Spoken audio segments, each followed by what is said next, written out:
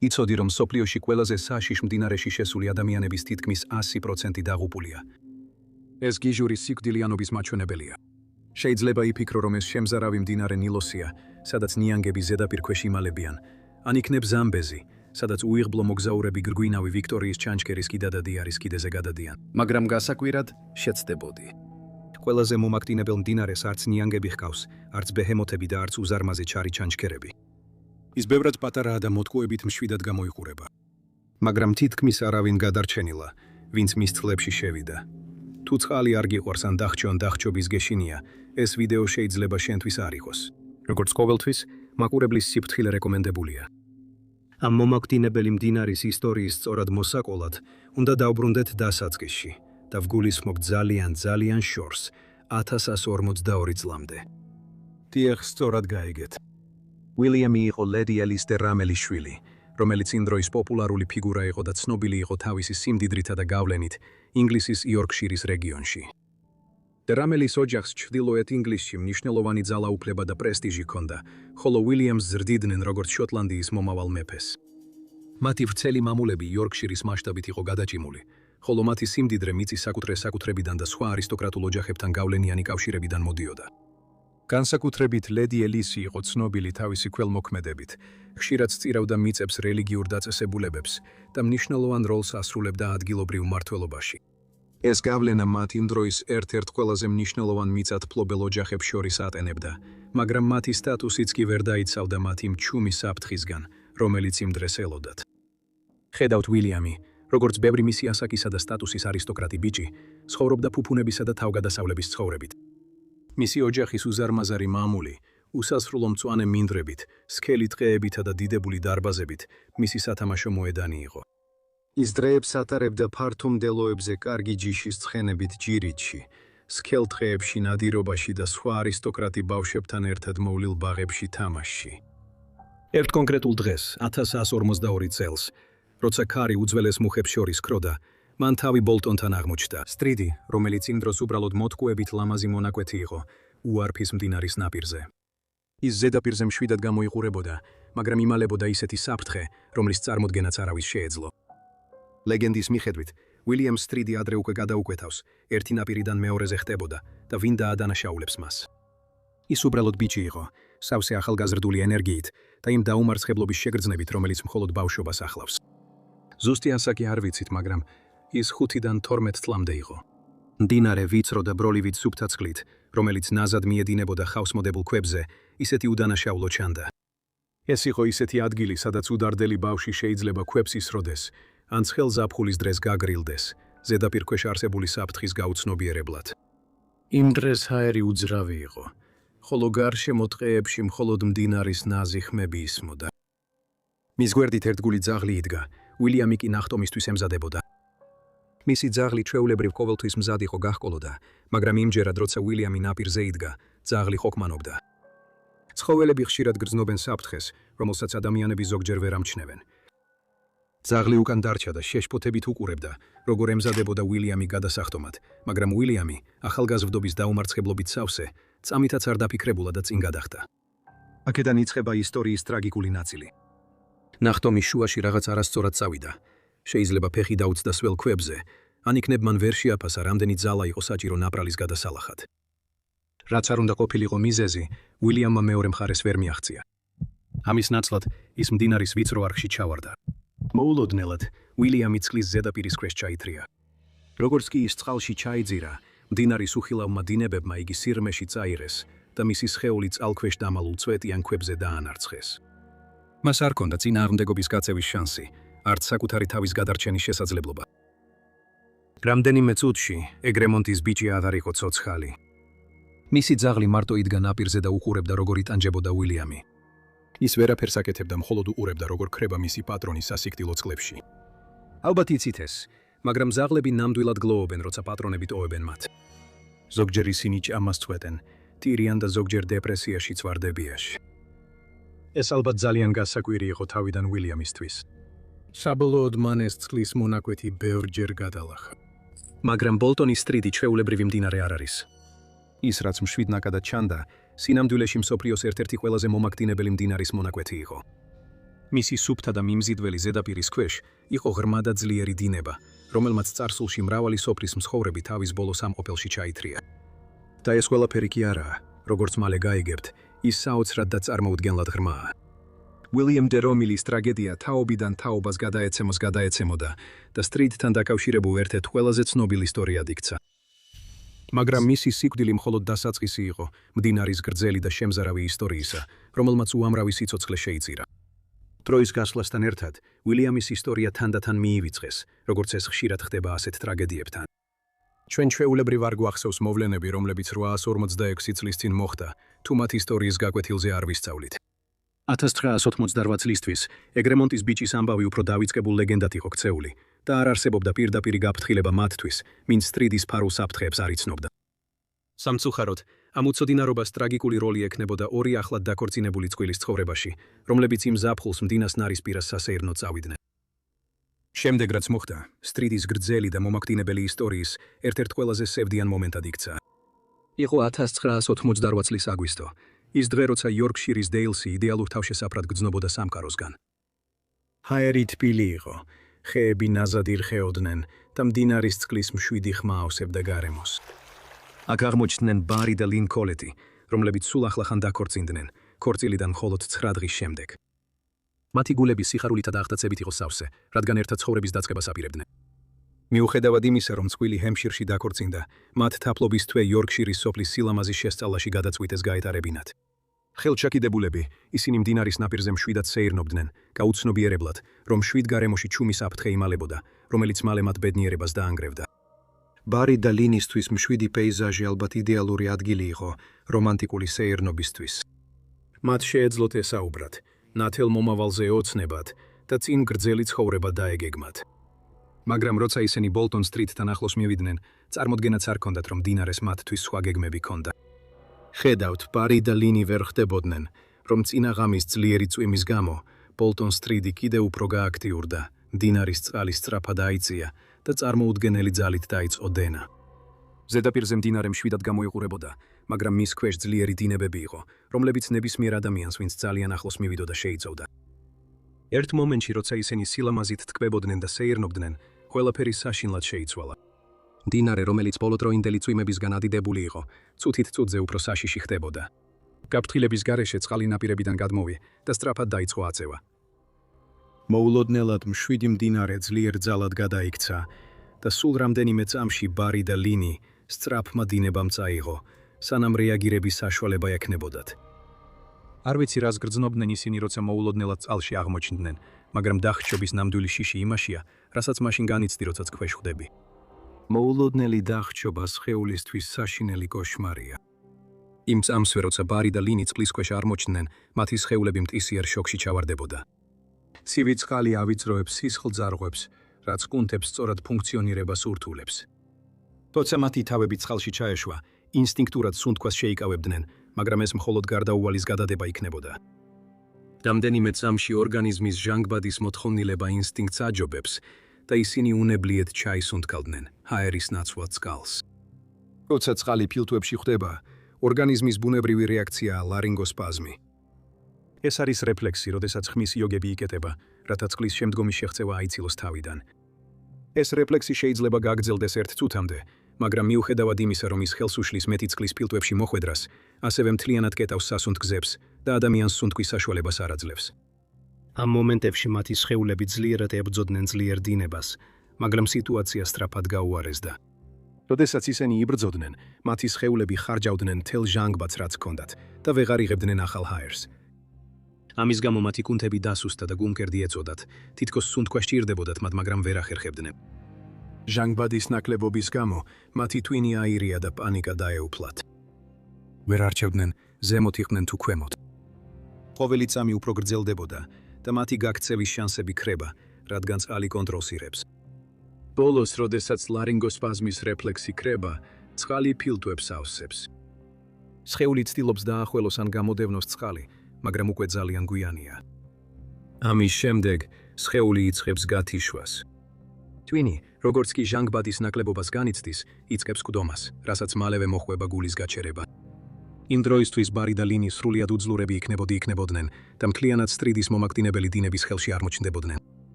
ერთ მომენტში ჩანდა თითქოს ბარის შანსი ჰქონდა. მამულში მომუშავე მუშამ, რომელიც ახლოს იყო და არ იცოდა რა ტრაგედია ვითარდებოდა, მოულოდნელად დაინახა როგორ გამოჩნდა ბარის სხეული წყლის ზედაპირზე. მოკლე, გულის შემაჩერებელი მომენტით, ბარი თითქოს სიცოცხლისთვის იბრძოდა, სასოწარკვეთილად ებრძოდა დინებას. მუშა შოკში უყურებდა, იმედით რომ დახმარებას შეძლებდა. მაგრამ სანამ რეაგირებასაც კი მოასწრებდა, წყალი მძაფრად ამოვარდა და ბარი კიდევ ერთხელ ჩაითრია.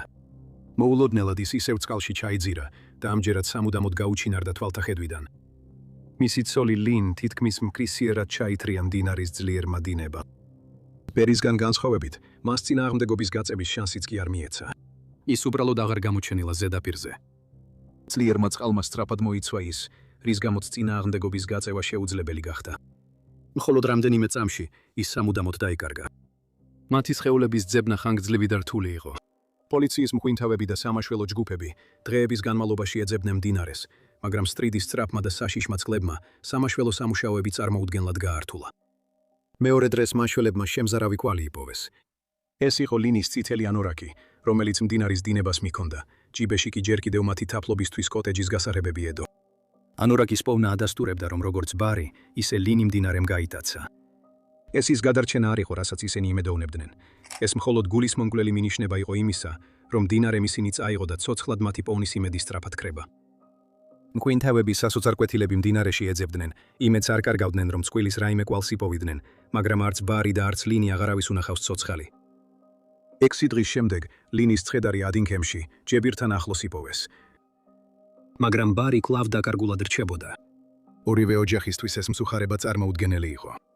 ისინი იმ ადგილას მივიდნენ, სადაც ლინის ცხედარი იპოვეს, იმედით, რომ ორივეს ერთად წაიყვანდნენ სახლში, მიუხედავად იმისა, რომ შანსი ძალიან მცირე იყო. მაგრამ მხოლოდ 2 თვის შემდეგ, 1988 წლის 16 ოქტომბერს, ბარის ცხედარი იპოვეს, 10 მილის დაშორებით მდინარის ქვემოთ. მდინარემ ისინი ისე წაიღო, როგორც მანამდე ბევრ სხვა წაურთმევია.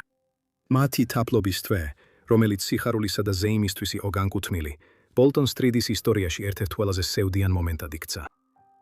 მაგრამ ბოლტონ სტრიდის მომაგდინებელი რეპუტაცია ბევრად ცდება კოლეტების ტრაგიკულ ბედს. მაშინაც კი თანამედროვე ეპოქაში, მდინარე კვლავ იზიდავდა ადამიანებს თავისი მოტყუებით მშვიდი ზედაპირით, რათა შემდეგ თავის საშიშ სიღრმეებში ჩაეთრია ისინი.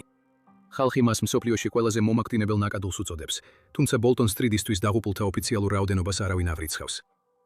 უნდა ვიყო გულწრფელი, ამ ექსტრემალური წყლის კვლევამ ძალიან დამამწუხრა და დამაინტერესა. როცა პირველად გავიგე ბოლტონ სტრიდის შესახებ, გავიფიქრე ყველაზე მომაგდინებელი მდინარე მსოფლიოში რას უშვება ხალხს. პირველი სურათი, რომელიც ბოლტონ სტრიტზე ვნახე, იმდენად ჩვეულებრივი იყო. ის გლავდა ნებისმიერ სხვა ნაკადულს, რომელიც ხავსიან ქვებს შორის მიედინება. ისეთი ჩვეულებრივი იყო, თითქმის მიმზიდველიც კი. იქ არც ჩანჩქერები იყო და არც ნიანგები, რომ ფრთხილად უყოფილიყავი. როგორ შეიძლება რაღაც ასეთი მშვიდი და წყნარი, ასეთი მომაგდინებელი იყოს? პირველი შეხედვით ადვილი შესამჩნევი არ არის, რადგან წყალი ნაზად მიედინება ხავსიან ქვებზე, ხოლო მშვიდი გარემო სტუმრებს დარჩენისკენ მოუწოდებს. ეს ის ადგილია, სადაც შეიძლება დაჯდე და მოусმინო ბუნების დამამშვიდებელ ხმებს, სრულიად გაუცნობიერებლად იმ საფრთხისა, რომელიც ქვემოთ იმალება. მაგრამ საიდუმლო მის ზედაპირქვეშ იმალება. ბოლტონ სტრიტი არის უარფის მდინარის ნაწილი, რომელიც იორკშირში მიედინება. მაგრამ ამ კონკრეტულ მონაკვეთზე რაღაცა განსაკუთრებული ხდება. ზევით, უარფის მდინარე ფართოდ და მეჩხერად მიედინება და სიგანეში 30 ფუტამდეც კი შეიძლება იყოს. იქ წყალი მშვიდად მიედინება, თავის მოცულობას ფართო სივრცეზე ანაწილებს. მაგრამ როცა მდინარე სტრიტს უახლოვდება, წარმოიდგინე, როგორ ცდილობ მდინარის წყლის მთელი მასის გატარებას ისეთ სივრცეში, რომელიც კარის სიგანეზე ოდნავ ფართოა. შედეგად, დინების სიჩქარეც და წყლის სიღრმეც საგრძნობლად იზრდება. ეს გავს ბაღის შლანგის მოჭერას, რომ წყლის წნევა გაიზარდოს, ოღონდ ბევრად უფრო დიდი და სახიფათო მასშტაბით. წყალი მხოლოდ უფრო სწრაფი არ ხდება. ის იქცევა ძლიერ ნაკადად, რომელიც ღრმად ჭრის გზას დედამიწაში. საუკუნეების განმავლობაში დაუღალავმა დინებამ გაათხელა კირქვის ქანები, შექმნა წყალქვეშა მღვიმეების, გვირაბებისა და გადმოკიდებული კლდეების რთული ქსელი. ეს დამალული წარმონაქმნები მდინარის ფსკერს უთანაბრობს და უკიდურესად სახიფათოს ხდის. და მათთვის, ვისაც უიღბლოდ წყალში ჩავარდნა მოუწევს, აქედან ცოცხალი ვერავინ გამოსულა. სტრიტის სიღრმე მოტკუებითია. მიუხედავად იმისა, რომ მისი სიგანე ვიწროა და ზედაპირზე მეჩხერად ჩანს, ზოგ ადგილებში წყალი რამდენიმე 10 ფუტამდე ღრმაა. სტრიტის ყველაზე ღრმა ნაწილი, როგორც ამბობენ, 213 ფუტზე მეტია. ეს საკმაოდ ბევრია, მიუხედავად იმისა, კარგი მოცურავე ხარ თუ არა. მაგრამ ეს ერთადერთი საფრთხე არ არის, რაც აქ არსებობს. წყლის ქვეშა დინებები იმდენად არაპროგნოზირებადია, რომ შეუძლიათ ყველაზე ძლიერი მოცურავეებიც კი ჩაძირონ წყალქვეშა ნაპრალებში. და როგორც კი ვინმე ჩავარდება, ზედაპირზე ამოსვლის შანსი ძალიან მცირეა, რადგან დინებები მსხვერპლებს კლდეებს აჯახებს და წყალქვეშა ამსკვდევს. სტრიტის ნაპირები კიდევ უფრო ზრდის მის საშიშროებას, უბრალოდ შეხედეთ მათ. ისინი ხშირად მოპრიალებულია ხავსითა და წყალმცენარეებით, რაც ძალიან ადვილად იწვევს ფეხის დასრიალებას. უბრალო ფეხის გადაბრუნებამაც კი შეიძლება წყალში ჩავარდნა გამოიწვიოს. მდინარის უდანაშაულო იერი ადამიანებს მოტყუებით არწმუნებს, რომ უსაფრთხოდ არიან. სტუმრებს შეიძლება მოუნდეთ გადახდნენ ვიწრო ნაპრალზე, ან მიუახლოვდნენ უკეთესი ხედისთვის, ვერც კი აცნობიერებენ, რომ ფარულ საფრთხეს ეთამაშებიან. სიტუაციას კიდევ უფრო ამძიმებს ის, რომ მდინარის მიმდებარე ტერიტორია ძალიან ლამაზია, რაც ხშირად აბნევს სტუმრებს და ხელს უშლის მათ შეამჩნიონ ეს საფრთხეები. კიდევ ერთი ფაქტორია წყლის ტემპერატურა. მაშინაც კი როცა გარეთ ძალიან ცხელა, წყალი შეიძლება იმდენად ცივი იყოს, რომ შოკი გამოიწვიოს. ცივ წყალში უეცარი მოხვედრა შეიძლება გამოიწვიოს, უნებლიე ჩასუნთქვა და ჰიპერვენტილაცია, რაც ზრდის დახრჩობის რისკს. კუნთები შეიძლება გაბუჟდეს და არ რეაგირებდეს, რის გამოც ცურვა შეუძლებელი ხდება. დაამატეთ ამას დაცემით ან მოცურებით გამოწვეული შფოთვა. მაგრამ ცივი სეზონები კიდევ უფრო უარესია. ძლიერი წვიმების შემდეგ მდინარე ადიდდება და დინებები კიდევ უფრო ძლიერდება. გადიდებული წყლის მოცულობა ვიწრო არხში უფრო დიდი ძალით მიედინება, მაგრამ ზედაპირი ხშირად მოტყუებით მშვიდია. წლების განმავლობაში ბევრმა შეაფასა სტრიტის საფრთხეები არასაკმარისად. საფრთხეების შესახებ გამაფრთხილებელი ნიშნები განთავსებულია, მაგრამ გარემო სტუმრებს ცრუ უსაფრთხოების შეგრძნება შეაყოლიებს. მდინარე მშვიდად და მიმზიდველადაც კი გამოიყურება, განსაკუთრებით მზიან დღეს, როცა წყალი ბრწყინავს და ირგვლივ ბუნების ხმები ისმის. ზოგიერთ ადგილას განთავსებულია გამაფრთხილებელი ნიშნები საფრთხის შესახებ, მაგრამ ისინი შესაძლოა სრულად ვერ ასახავდნენ საფრთხის სიმძიმეს. ბუნებრივი სილამაზისა და დაფარული საფრთხის კომბინაცია ქმნის მომაკვდინებელ მიზიდულობას, რომელმაც თაობების განმავლობაში სიცოცხლე შეიწირა. თანამედროვე ეპოქაშიც კი მდინარე კვლავ იზიდავს ადამიანებს თავისი მოტყუებით, მშვიდი ზედაპირით, რათა შემდეგ ჩათრიოს მათ თავის ბნელ სიღრმეებში. რაც წყლის პირას უბრალოდ დღეთ ჩანდა, საბედისწერო შეხვედრად იქცა, რომელმაც ყველა შოკში, ცრემლებსა და კიდევ ერთხელ ამ უდანაშაულო მდინარის ქვეშ დამალული მომაკვდინებელი საიდუმლოს გახსენებაში დატოვა. Aaron Page 8 წელი უსრულდებოდა 2010 წლის 5 ივნისს. ეს იყო წლის ერთ-ერთი ყველაზე ცხელი დღე და პეიჯების ოჯახმა გადაწყვიტა მზიანი ამინდი მაქსიმალურად გამოეყენებინა. ოჯახი აღფრთოვანებული იყო და დაიწყო განხილვა, თუ როგორ ეზეიმათ. ერთ-ერთი წინადადება იყო ბარბეკიუ მათ სახლში პონტეპრაქტში. არონის ბიძამ, სტიუარტ ლინსეიმ, შემოგთავაზა ბარბეკიუ ბოლტონა ბეიში, ჩრდილოეთ იორკშირში. ყველა დაეთანხმა იდეას, რომ ოჯახური დღე მდინარის პირას გაეტარებინათ. ის იდეალურად გამოიყურებოდა ასეთი განსაკუთრებული შემთხვევისთვის. მათ მოემზადნენ, ჩაალაგეს აღჭურვილობა, წყალი და მწვადი და გაემართნენ ოჯახური გასეირნებით მდინარისკენ. როცა ბოლტონა ბეიში მივიდნენ, იქ არსებული სიცოცხლით სავსე ატმოსფერო გადამდები იყო. ოჯახებმა მდინარის ნაპირები მოიცვეს, ბავშვები სიცილით თამაშობდნენ, ხოლო უორფის მდინარის მსუბუქი ჩურჩული დამამშვიდებელ ფონად იქცა. არონის თვალები აღტაცებით გაუფართოვდა, როცა მოზარდების ჯგუფი შენიშნა, რომლებიც ხიდან წყალში ხდებოდნენ. მის შიგნით თავგადასავლების სული გამოიღვიძა. ის ცდუნდა და მოლოდინით სავსე ღიმილით მამისკენ, ალენ პეიჯისკენ მიბრუნდა. მე ამას გავაკეთებ, განაცხადა მან. ალანმა ჩაიცინა, მაგრამ მტკიცედ დარჩა. არა, ამას არ გააკეთებ, მშვიდად უპასუხა მან. ამ ხესთან ახლოსაც არ მიხვალ. ოჯახმა მდინარის პირას მყუდრო ადგილი იპოვა და ბარბეკიუს მზადება დაიწყო. შემცვარი საჭმლის სურნელი ჰაერში გაიფანტა. დაახლოებით 2 საათზე ალანმა თავის უფროს შვილს ჯოშუას, რომელიც 14 წლის იყო, სთხოვა აერონი ახლო მდებარე ტუალეტში გაეყვანა. ორი ძმა ერთად წავიდა, მათი ნაბიჯების ხმა კენჭებიან ბილიკზე ისმოდა. როდესაც ისინი მდინარის ნაპირზე მიდიოდნენ, მრწინავი წყალი მათ ყურადღებას მიიპყრობდა. ზედაპირი მშვიდი და თითქმის მიმზიდველი იყო. ცხელი ამინდი სწრაფად გაგრილების იდეას მიმზიდველს ხდიდა. არონმა შესთავაზა ფეხები ჩაეყოთ წყალში და იოშუამ დათანხმდა. ისინი პატარა კენჭებიან სანაპიროზე გადავიდნენ, რომელიც მშობლებისგან დაახლოებით 200 იარდში იყო. მიუხედავად იმისა, რომ წყალი ზედაპირზე მარჩხი და უსაფრთხო ჩანდა, ზოგ ადგილას სიღრმე 2 ფუტზე მეტი არ იყო, მაგრამ წყნარი ზედაპირის ქვეშ დაფარული სიღრმეები იმალებოდა. ზოგ ადგილას კი სიღრმე 213 ფუტს აღწევდა. ფეხსაცმელები თვე შევიდნენ მდინარის მეჩხერ ნაწილში, გაუცნობიერებლად იმ საფრთხისა, რომელიც ქვემოთ იმალებოდა. როდესაც აარონი და იოშუა დიდ, გლუვ ქვებზე იდგნენ ნაპირიდან სულ 1 ფუტის მანძილზე, წყალი ძლივს წვდათ ტერფებზე. ძირიც კარგად ჩანდა და ყველაფერი უსაფრთხოდ გამოიყურებოდა. აარონი გაიცინა, როცა იგრძნო, როგორ ტრიალებდა წყალი მის ფეხებთან. მაგრამ როცა ერთი პატარა ნაბიჯი გადადგა, ფეხი დაუწდა უხილავი წყალმცენარეებით დაფარულ სველ ქვას. მოულოდნელად ბალანსი დაერღვა. ჯოშუამ, რომელმაც ძმის ფეხის დაცდენა იგრძნო, ინსტინქტურად ხელი გაუწოდა. დაგიჭირე, თქვა ჯოშუამ და აარონის ხელი მაგრად ჩასჭიდა. მოკლე წამით ყველაფერი კარგად ჩანდა, მაგრამ მდინარეს სხვა გეგმები ჰქონდა. სრიალა ქვებმა, რომლებიც რამდენიმე წამით უსაფრთხოდ ეჩვენებოდათ, ორივე მათგანს უღალატა. ჯოშუას ფეხი დაუწდა და აარონის ხელს ვეღარ ჩაეჭიდა.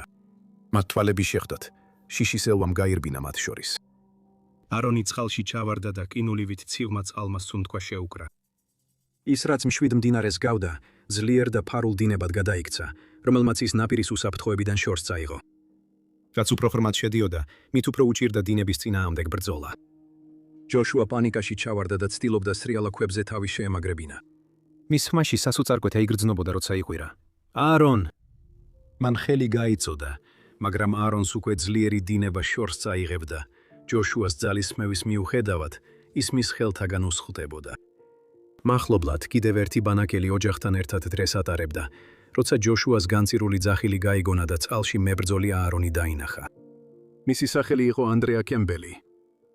კოკმანის გარეშე ის მდინარეში გადახტა.